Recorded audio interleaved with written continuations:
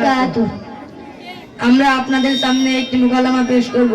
মুকালামার বিষয় হলো লক্ষ্মীর ভান্ডার। আমার নাম উম্মে হানি এবং আমার সহপাঠীর নাম আইমান নেশা।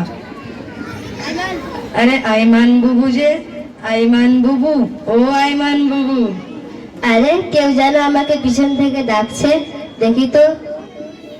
আসসালামু আলাইকুম ওয়া রাহমাতুল্লাহি ওয়া বারাকাতুহু। ওয়ালাইকুম আসসালাম ওয়া রাহমাতুল্লাহি ওয়া বারাকাতুহু। কেমন আছো আইমান বুবু? আমি ভালো আছি। ওই রকম বলতে হয় না, বলো আলহামদুলিল্লাহ, আল্লাহ পাকের ইচ্ছায় আমি খুব ভালো আছি। তাছাড়া এই সময় কাগজপত্র ব্যাগ পাজা করে কোথায় গিয়েছিলে? আরে আর বলো না, আধার কার্ড, ভোটার কার্ড, জন্ম সার্টিফিকেট জেরক্স করতে গিয়েছিলাম যে। কেন, তুমি কি আবার এই বয়সে স্কুলে ভর্তি হবে নাকি? না, আমি কেন ভর্তি হব? তুমি কি জানো না দুয়ারে সরকার বসেছে, সেখানে নানা রকম টাকা জমার ভান্ডার তৈরি হচ্ছে। টাকা জমার ভান্ডার, সেটা আবার কি? আরে আর বলো না, লক্ষ্মীর ভান্ডার। ও লক্ষ্মীর ভান্ডার। হ্যাঁ হ্যাঁ, লক্ষ্মীর ভান্ডার। আমি তাহলে এখন আসি, আমাকে আবার দুয়ারে সরকার যেতে হবে। তুমি যাবে? হ্যাঁ। আচ্ছা বুবু, তুমি কি জানো না কোন নারীকে এক বেগানা পুরুষের সামনে যাওয়া ইসলাম বিরোধী কাজ?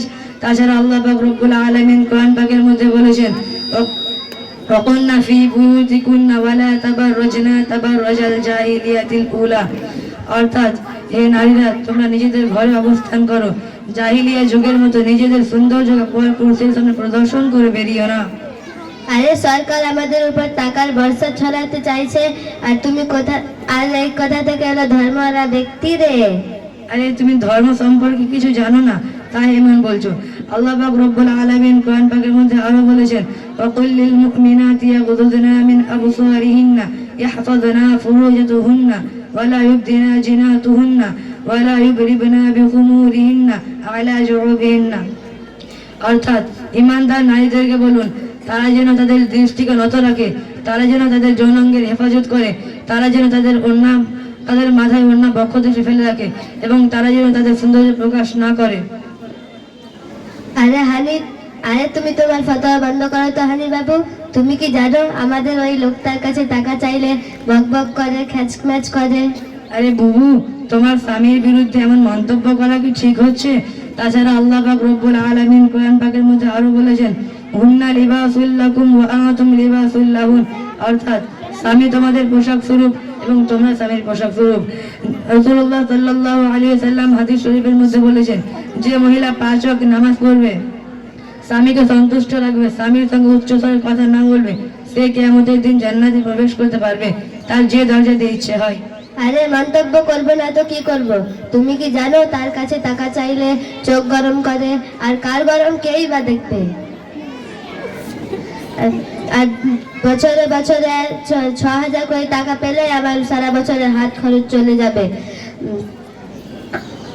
আর ঘরে বসে পর্দা করে থেকে কি বা হবে?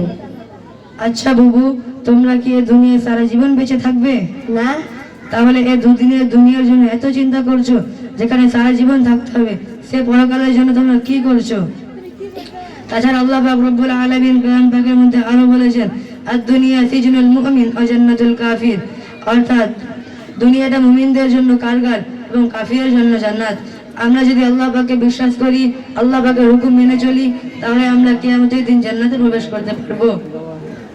আরে হানি, তোমরা তো এতই আল্লাহ তাআলাকে বিশ্বাস করছো, তাহলে আমি তোমাকে 3টি প্রশ্ন করব। প্রশ্নের কি তুমি উত্তর দিতে পারবে? যত খুশি প্রশ্ন করো, আমি উত্তর দেবো ইনশাআল্লাহ। ঠিক আছে, আমার 1 নম্বর প্রশ্ন হলো, তোমরা আল্লাহকে না দেখে বিশ্বাস করো কেন? বলছি, কোনো বোন কি আমাকে একটি ঢিল দিয়ে সাহায্য করবে?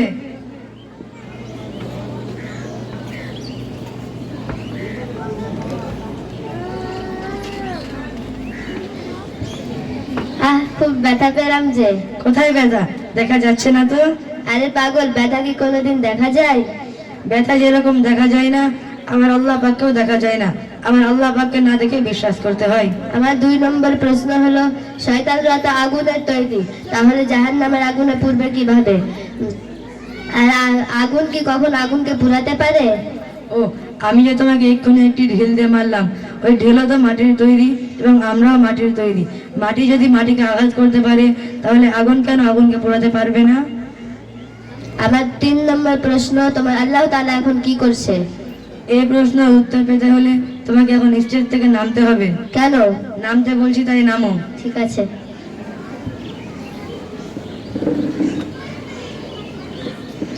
আমার আল্লাহ পাক এখন তোমার মতো এক বেয়াদবকে সম্মানে স্টেজ থেকে নামিয়ে দিয়ে আমাকে সম্মানে স্টেজে রেখেছেন।